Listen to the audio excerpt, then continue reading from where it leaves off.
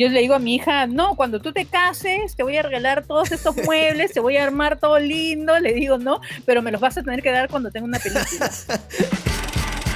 ¿Qué tal, futuros cineastas? Yo soy Plas y bienvenidos a Del Guión al Render, el canal de cineastas para cineastas. En este episodio hablamos con Susana Torres, directora de arte de La Teta Asustada, Las Malas Intenciones, El Elefante Desaparecido y Lina de Lima. Así que ponte tus audífonos, chapa lápiz y papel, que comenzamos en 3, 2, 1, acción. Antes de seguir, sí, mi dedo está chancado, me lo chanqué con la puerta del carro, así que por favor tengan un poco de paciencia conmigo.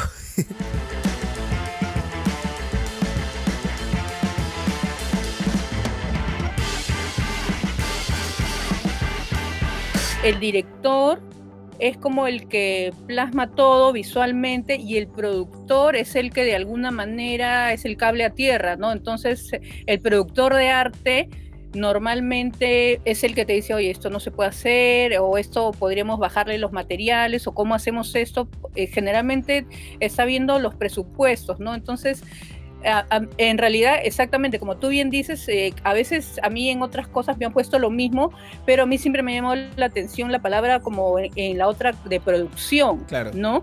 Entonces, claro, ambos producimos, yo produzco visualmente, pero el productor finalmente no es el que crea, ¿no? El productor es el que de alguna manera factibiliza todo eso, ¿no? También es director, acá muchas veces tiene que saber sobre dirección de arte, pero sabe de números, por ejemplo, eso es muy importante, que ahí nosotros cogíamos porque, claro, tú quieres siempre hacer algo fabuloso, pero con los años uno aprende. Cuando comienzas a chambear un proyecto, ¿qué es lo que se realiza realmente en dirección de arte? Bueno, lo primero que tienes que hacer es investigar, vuelvo a repetir, ¿no? O sea, la investigación es la base y en realidad es lo más lindo, porque a mí personalmente me entretiene horrores, siempre estás aprendiendo algo nuevo, cada trabajo y producción es empezar de cero, es como no tienes nada en la cabeza, ¿no?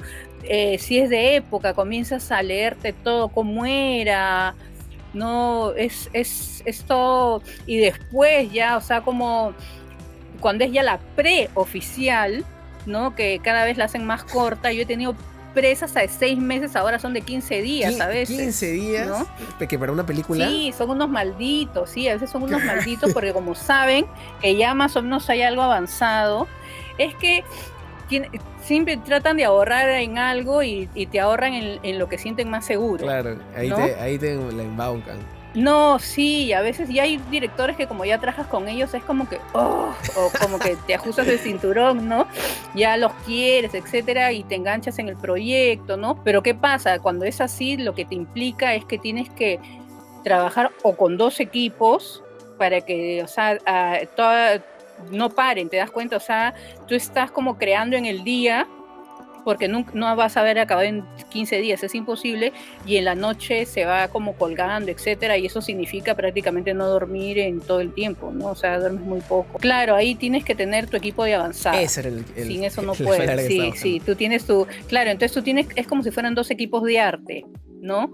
Entonces ahí trabajas con el de avanzada, claro, pero como director ahí sí estás matadazo, ¿no? O sea, ahí terminas, pero es lo de siempre, terminas odiando a todos, pero después ves las películas y lo vuelves a amar a todos, ¿no? Es como... Creo que es un sentimiento muy común. Es una cosa masoquista. Es un sentimiento muy común. Sí. Y cuando es netamente el rodaje, ¿qué es lo que tú siempre estás pendiente de ver? Claro, sobre todo la composición, pero ahí también tienes que ver cómo has establecido o cómo se ha dado la comunicación con el director. Hay directores que son como más cerrados, ¿no? Entonces no, ellos se encargan y tú solamente estás al lado por cualquier crisis y para resolver, o para que ellos te pidan, oye, hay que bajarle a esta araña porque no se ve en el cuadro, pero normalmente tú compones cuando estás con él y, o sea, eso es lo ideal, ¿no? Cuando tú estás con el director o directora, te sientas y le dices, oye, no, acá hay que cambiar esto, mira, acá el otro, qué sé yo,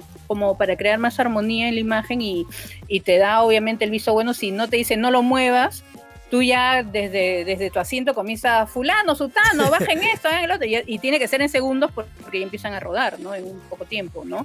Es componer lo mismo que tú has hecho, es falsear lo que tú ya, o sea, lo que ya es falso, claro, ¿no? Acomodarlo bonito para el cuadro, ¿no? Normalmente, por ejemplo, muchos cuadros que cuando tú creas el set están a la altura adecuada como para verlo como de un plano medio, de repente en esta escena lo pones más a la derecha, lo bajas, generalmente yo los bajo un montón para que salgan en el plano, ¿no? Entonces, nada, comienzas ahí, como te digo, a componer velozmente, ¿no? Y ahora retomando nuevamente la teta asustada, yo me acuerdo cuando la vi hace tiempo, algo que me llamó mucho la atención es toda esta paleta más o menos de ocres, amarillos, tierras que tiene la película, ¿no? Lo que quería preguntarte es cómo tú llegas un poco a aterrizar estos conceptos de por qué esos colores, de por qué tal textura. En todo proceso siempre hay una investigación previa, ¿no?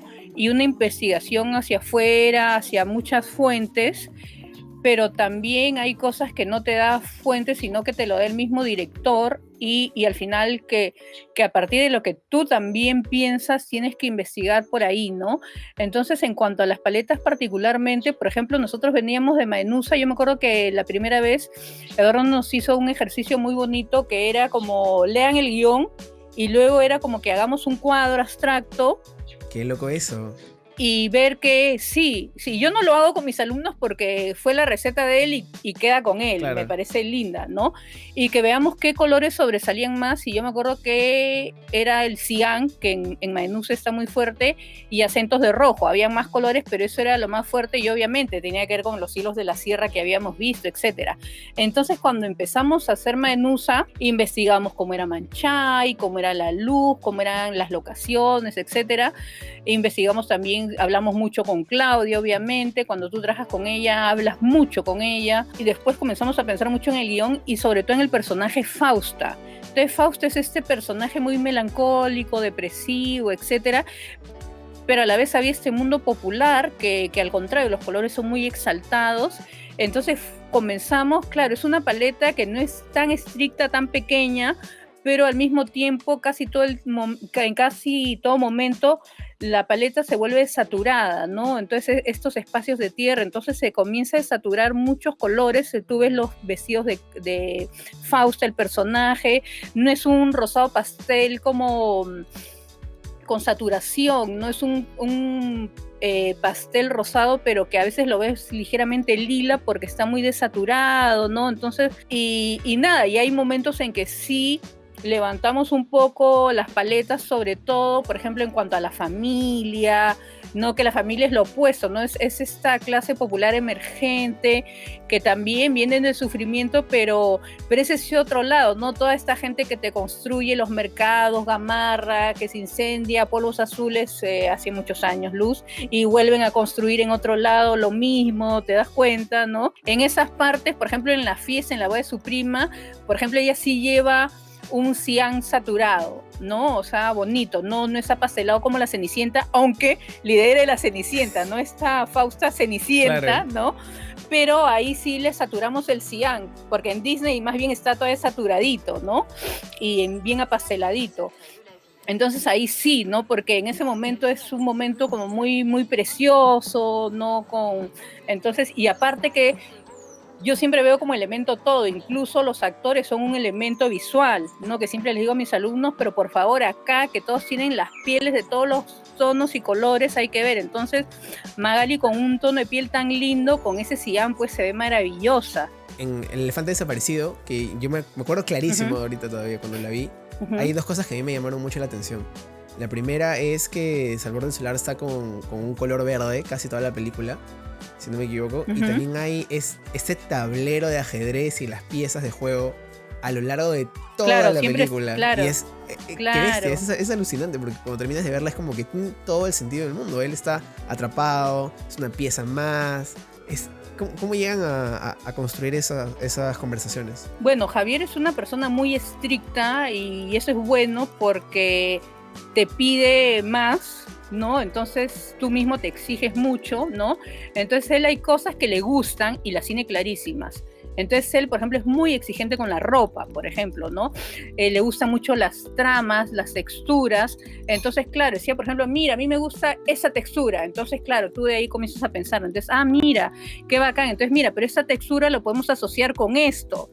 Y esa textura con esto, ¿no? Entonces, por ejemplo, así fue surgiendo el ajedrez, ¿no? Entonces, claro, cuando comenzamos a ver las locaciones, yo miraba, cuando comienzo a ver las fotos, el piso del Mali. Después, entonces, claro, eso hizo que en una escena que se meten al supuesto baño del Mali, que no es el baño del Mali, era de un club departamental, creo, pero ¿qué hacemos, no? O sea, tuvimos que forrar todas las paredes de todo el baño, que también sea como ajedrezado, ¿no? Igualito. Para que mantenga ¿no? este mismo juego de texturas. Exacto, claro, que fue una chambaza, porque luego despegar todo eso, volver a pintarlo, porque todas las locaciones las tienes que devolver tal cual, y todo mientras filmamos, ¿no? O sea, eso no lo pudimos hacer, por ejemplo, en una pre, porque hay cosas que te dan permisos ciertos momentos, entonces no puedes avanzarlos.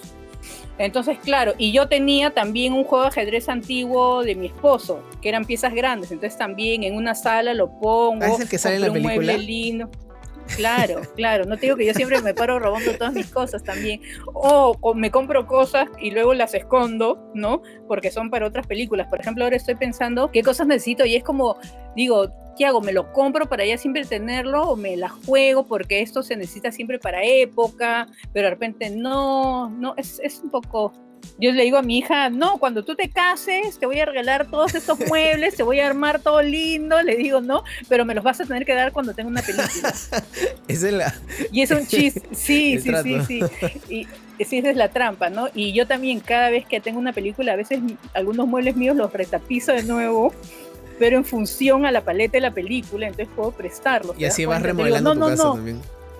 Claro, también, ¿no? Pero por eso te digo, entonces son formas, en realidad todos somos unos enfermos, pero son formas positivas que desplazas y le das un fin positivo y no estás así almacenando y vives en un basural, ¿no? Y eso del perfil que comentas es muy importante porque a mí me ha pasado que yo estoy escribiendo y cada día cosa que es la chica con la que siempre he hecho dirección de arte para los cortos en los que he estado trabajando, me decía, ¿cuál es el perfil? Y yo soy como que, verdad, tengo que escribir el perfil. Ya, voy a escribirlo y lo conversamos. Sí, pero yo te voy a decir, yo a los directores no les exijo un perfil, que los chicos ahora, claro, es más práctico. Pero yo creo que para mí es más sencillo para el director y para mí sentarnos y empezar a cranear, como te digo, en toda esta vida pasada. Okay. Está entonces interesante. A preguntarle, está muy interesante, ¿no? Sí, así es el ejercicio. Entonces yo, por ejemplo, digamos la Caperucita Roja y comenzamos, pero hay que hablar de la mamá. A ver, ¿por qué mandó esta cesta, no? ¿Y por qué le envió estas cosas y esas otras cosas? Entonces esto implica que la abuela está enferma. Si le mandó estas cosas, por ejemplo, si le mandó comida chatarra, no, la abuela está súper bien, ¿no? O sea, puede comer comida chatarra, ¿no? ¿Y por qué? Entonces, si la mamá, ¿por qué está sola, no? Entonces, ¿qué pasó con el papá de la Caperucita? Entonces, de repente eso te habla que la mamá de pronto era sobreprotectora o no tenía alternativa y Caperucita para suelta todo el tiempo porque no le da para cuidarla. ¿Te das cuenta? Entonces uno comienza a pensar en todo, más bien todo lo que no hemos visto, en todo lo que no se va a ver, porque eso va a hacer que luego no tengamos huecos y que haya una coherencia, ¿no? Y como te digo, ya para mí esa ya no va a ser una crisis, la crisis va a ser que la imagen, le pase algo a esa imagen, se incendie, no sé qué pasó, o se robaron el cuadro y de pronto necesitamos el cuadro por continuidad y hay que crearlo no sé cómo, ¿no? Ese tipo de crisis yo he tenido, por ejemplo. ¿Y cómo lo resuelve? ¿Cómo lo resolviste? ¿Y en qué película te pasó eso? Hasta ahí el episodio del día de hoy. Muchísimas gracias a Susi por acompañarnos. Y recuerda que si quieren saber más de su trabajo como directora de arte, pueden escuchar el podcast completo en el link de la descripción.